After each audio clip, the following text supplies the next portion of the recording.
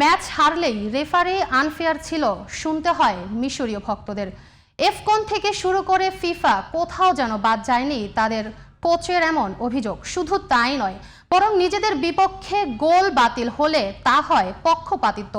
অথচ একই টুর্নামেন্টের আগের ম্যাচেই নিজেদের পক্ষে গোল বাতিল হওয়ায় কোনো কথাই বলেননি এই কোচ। কেন এমন করেন মিশরের কোচ হোসাম হাসান? তাই বিস্তারিত তুলে ধরেছেন মিজানুর আশিক। কেসারেন শেকড় থেকে শিখরে।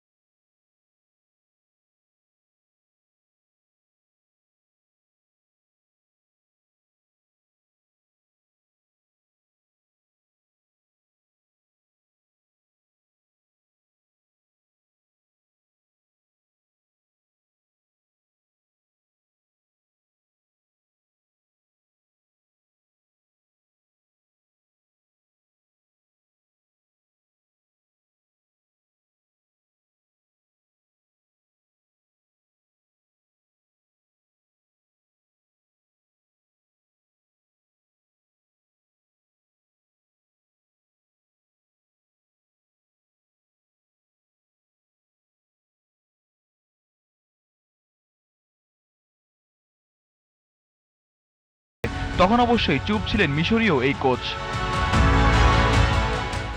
একজন, তবে তার আচরণ ভিন্ন ম্যাচে ভিন্ন রকম। নিজের দলের পক্ষে সিদ্ধান্ত গেলে তিনি নিশ্চুপ, আর নিজের দলের বিপক্ষে গেলেই আনফেয়ার। কখনো সংবাদ সম্মেলনে এসে রেফারির বদনাম, আবার কখনো ফটো সাংবাদিকের সাথে শারীরিক সংঘর্ষ। এভাবেই চলছে মিশরের কোচের দিন। Mizanur Ashik, GTV news.